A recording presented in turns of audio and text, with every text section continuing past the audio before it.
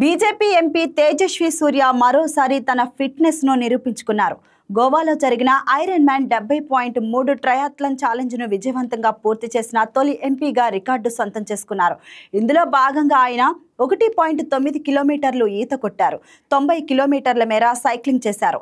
21.1 కిలోమీటర్ల మేర రన్నింగ్ చేశారు.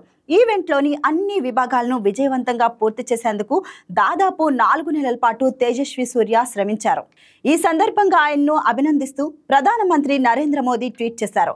తేజస్వి సూర్య సాధించిన ఈ ఫిట్ ఎంతో మంది యువతను ఫిట్నెస్ యాక్టివిటీస్ దిశగా నడిపిస్తుందని ఆశాభావం వ్యక్తం చేశారు.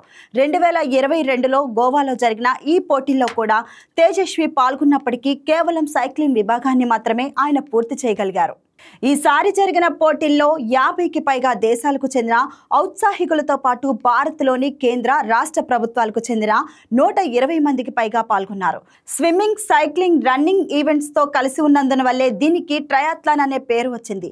ఈ 3 ఈవెంట్లు మొత్తం టార్గెట్ 70.3 మైళ్ళు అంటే 113 కిలోమీటర్లు. అందుకే ఈ ఈవెంట్ కు ఐరన్ మ్యాన్ 70.3 ట్రయాథ్లాన్ ఛాలెంజ్ అనే పేరు పెట్టారు. 8 గంటల 27 నిమిషాల 32 సెకండ్లలో ఈ ఛాలెంజ్ ను పూర్తి చేశారు తేజస్వి. ఆయనతో పాటు తమిళనాడు బీజేపీ అధ్యక్షుడు అన్నమలై కూడా ఈ ఈవెంట్లో పార్టిసిపేట్ చేశారు. ఆయన కూడా ఈ ఛాలెంజ్ ను విజయవంతంగా పూర్తి చేశారు.